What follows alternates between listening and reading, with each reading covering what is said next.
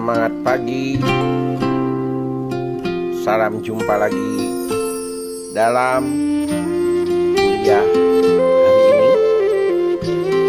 Membahas tentang ilmu bahan listrik. Mari kita ikuti materi-materinya. Salam sehat.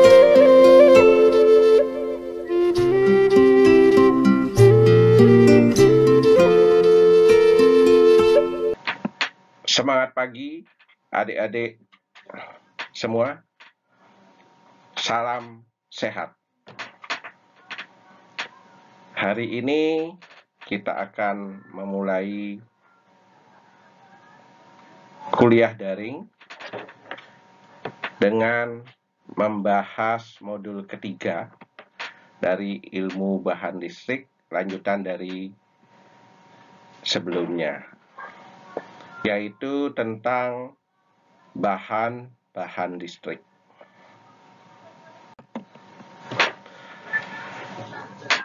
Bahan-bahan listrik yang kita kenal dapat dikelompokkan menjadi 7, yaitu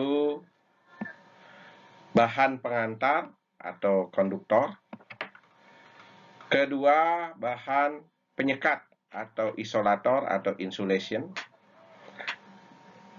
ketiga bahan setengah pengantar atau semikonduktor, keempat bahan magnetis, kelima bahan superkonduktor, 6 bahan nuklir, 7 bahan-bahan khusus, yaitu bahan untuk pembuatan kontak-kontak atau sekring dan sebagainya.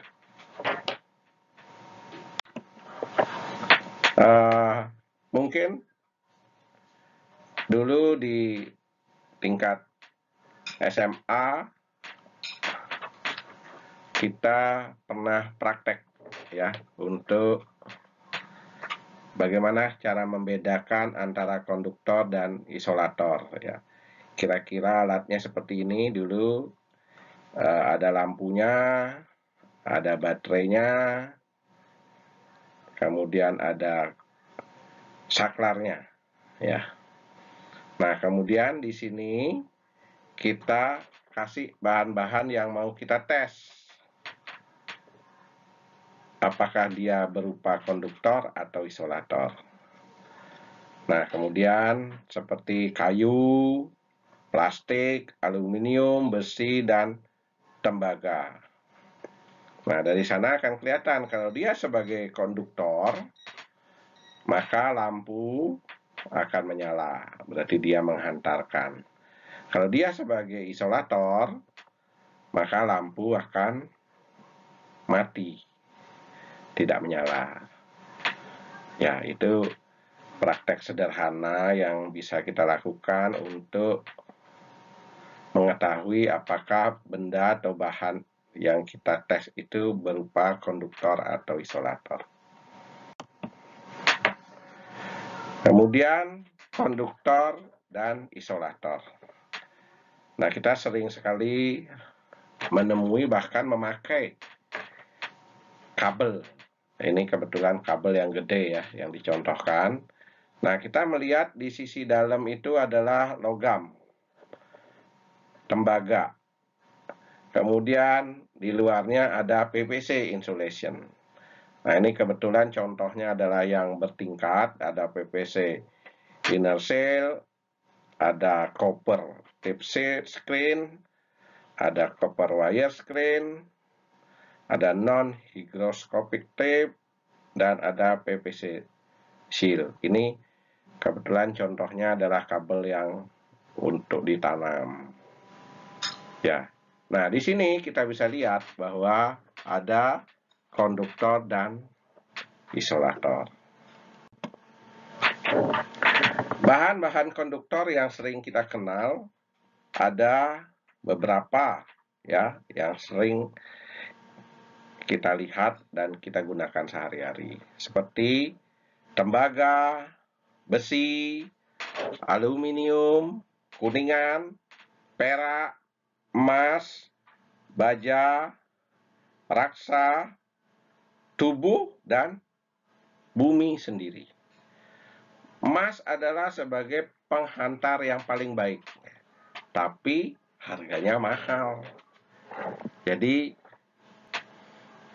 untuk dipakai sebagai penghantar harus juga mempunyai harga yang berimbang, tidak terlalu mahal. Makanya nanti akan kita pelajari apa yang dipakai, yang banyak ada di alam. Lanjut. Oke.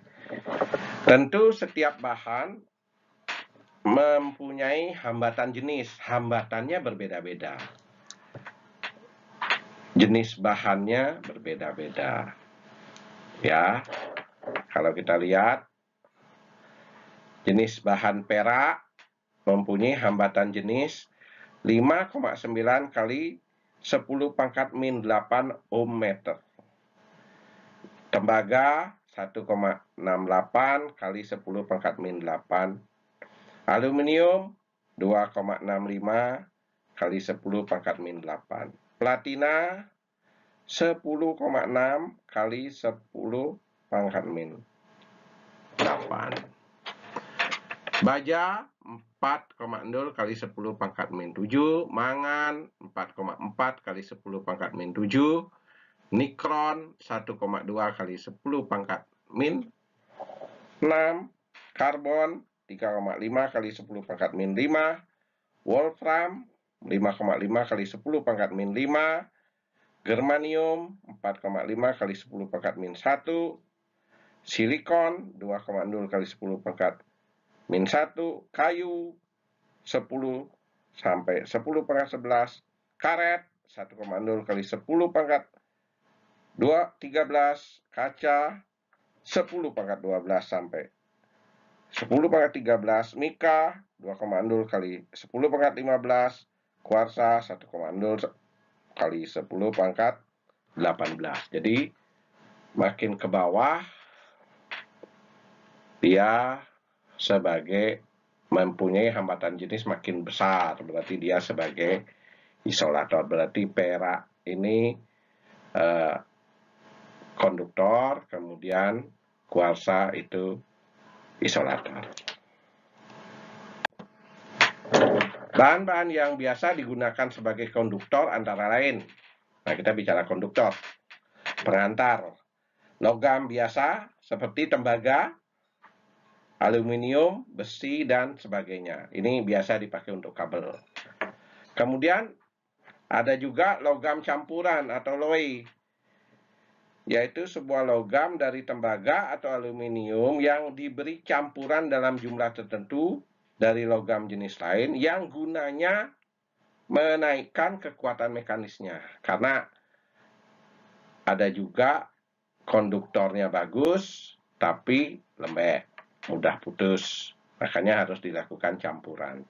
Kemudian yang ketiga ada logam paduan atau komposit, yaitu dua jenis logam atau lebih yang dipadukan dengan cara kompresi, peleburan, smelting, atau pengelasan atau welding. Contohnya solder, ya, ngelas itu adalah logam paduan. Bahan pengantar yang paling banyak dipakai adalah tembaga, karena tembaga merupakan bahan pengantar yang paling baik setelah perak dan harganya pun murah. Seperti yang dikatakan tadi, ya kita perlu pilih. Tidak harus yang terbaik, tapi baik dan murah. Air-air ini banyak digunakan aluminium dan baja sebagai pengantar, walaupun tahanan jenisnya agak besar. Hal ini tentu dengan mempertimbangkan sangat melimpah, banyak ada di alam, dan harganya menjadi lebih murah. Macam-macam bahan pengantar. Aluminium, nah kita bahas aluminium yang paling populer sekarang ini, dan tembaga tentunya. Tapi aluminium murni mempunyai massa jenis 2,7 gram per cm kubik, titik leleh 658 derajat Celcius, dan tidak korosif. Daya hantar aluminium sebesar 35 meter per ohm milimeter persegi, atau kira-kira 61,4% daya hantar tembaga. Aluminium murni dibentuk karena lunak. Kekuatan tariknya hanya 9 kg per meter persegi. Untuk itu, jika aluminium digunakan sebagai pengantar yang dimensinya cukup besar, selalu diperkuat dengan baja. Jadi ada combine-nya, kombinasinya atau paduan aluminium.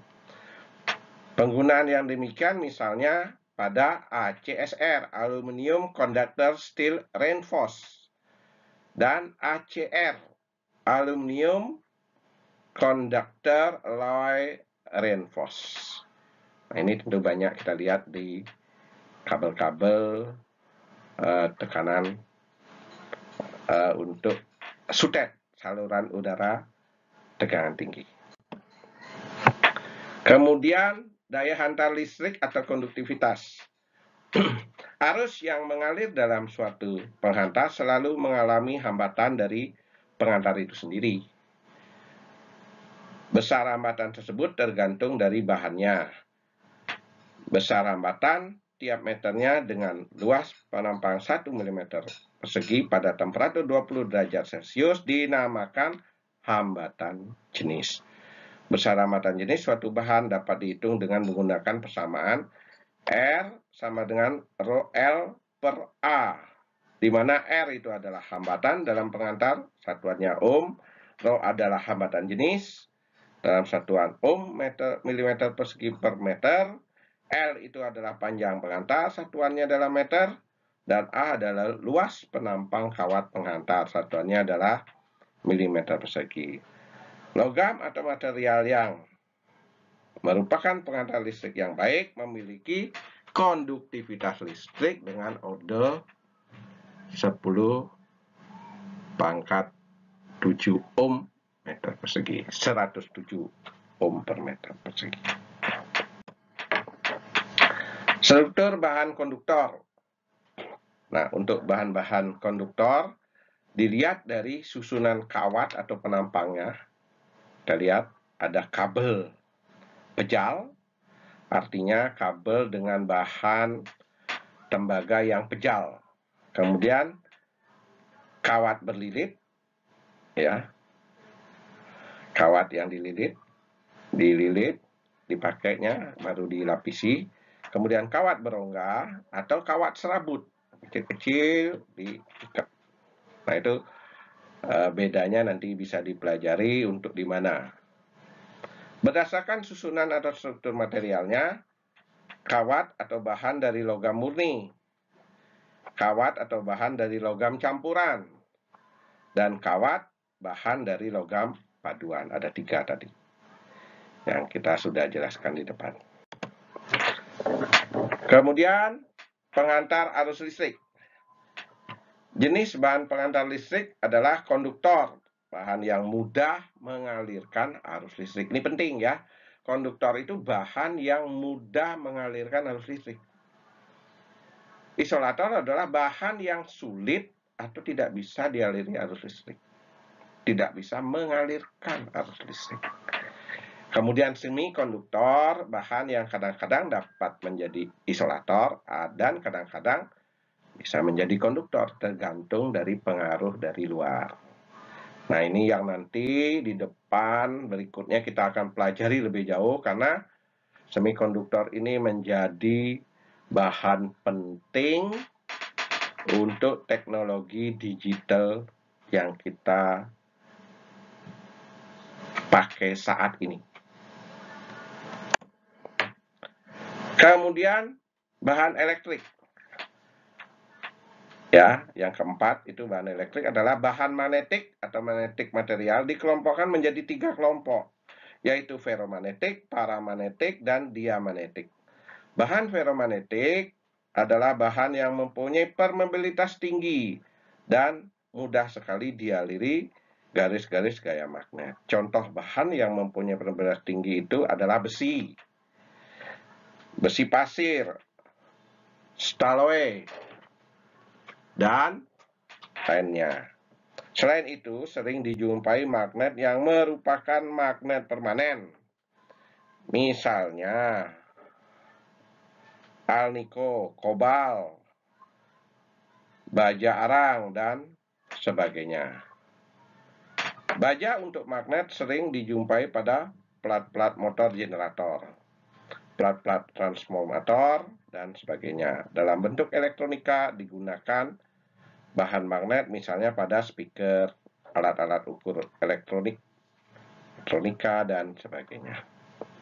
Kelima, bahan superkonduktor. Pada tahun 1911, Kamerlike Onnes mengukur perubahan tahanan listrik yang disebabkan oleh perubahan suhu Hg dalam helium cair. Dia menemukan bahwa tahanan listrik tiba-tiba hilang pada suhu 4,4153 derajat Kelvin.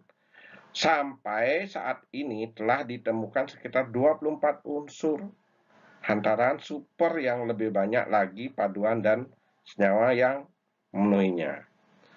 Jadi sifat hantaran super. Temperatur kritisnya berkisar antara 1 sampai 2 Kelvin. Bahan lead atau tin atau timah patri dan aluminium. Merkuri pada suhu mendekati 0 derajat Kelvin mempunyai resistivitas yang menurun. Isolator. Isolator adalah penghantar listrik yang buruk. Contohnya kayu, plastik, karet, kaca, semua jenis non-logam kecuali karbon adalah isolator. Seperti yang tadi di awal kita coba dengan kayu, itu tidak mengantarkan listrik. Pada tegangan yang sangat tinggi, isolator dapat mengantar listrik dengan baik. Nah, ini ada materi-materi tertentu yang isolator, kalau pada tegangan yang tinggi, dapat mengantarkan listrik. Kemudian bahan isolasi atau isolator, bahan penyekat, insulator atau isolator adalah bahan yang berfungsi untuk menyekat. Misalnya antara dua penghantar, agar tidak terjadi aliran listrik atau kebocoran arus apabila kedua penghantar tersebut bertegangan. Kabel lah contohnya ya. Jadi bahan penyekat harus mempunyai tahanan jenis besar dan tegangan tembus yang tinggi. Jadi isolator yang dipakai untuk kabel itu mempunyai tahanan tegangan tembus yang tinggi ya, khususnya yang kabel-kabel tegangan tinggi yang ditanam harus mempunyai isolator yang bagus. Macam-macam bahan isolasi yaitu bahan isolasi padat, bahan isolasi cair, dan bahan isolasi gas. Fungsi utama dari suatu bahan isolasi adalah untuk mengisolasi antara suatu penghantar dengan penghantar lainnya. Misalnya antara konduktor fase dengan konduktor fase lainnya atau konduktor fase dengan tanah. Kemudian untuk menahan gaya mekanis akibat adanya arus pada konduktor yang diisolasi. Kemudian mampu menahan tekanan yang diakibatkan panas dan reaksi kimia. Nah, untuk kabel yang digantung, kabel yang di udara seperti sutet itu, nah itu harus punya ketahanan. Dia digabungkan supaya lebih kuat dengan material lain yang lebih kuat. Sifat-sifat yang perlu diperhatikan pada bahan isolator adalah sifat listriknya, sifat mekanisnya, sifat termal, dan sifat kimia. Kita lanjut dengan penyekat bentuk padat. Beberapa macam penyekat bentuk padat sesuai dengan asalnya, diantaranya bahan tambang seperti batu pualam, asbes, mika, mekanit, mika folium, mikalek, dan sebagainya. Kedua, bahan berserat seperti benang, kain atau tekstil, kertas, prespan, kayu, dan lain-lain. Ketiga, gelas dan keramik. Plastik, keempat. Kelima, karet, bakelit, ebonit, dan sebagainya. 6, bahan-bahan lain yang dipadatkan. Nah, ini gambar terakhir, slide terakhir yang kita lihat di banyak tower-tower sutet ya, itu ada pengantar, ada isolator. Ini kita lihat ya. Nanti kita lebih detail pelajari ya. Bagaimana isolator untuk sutet.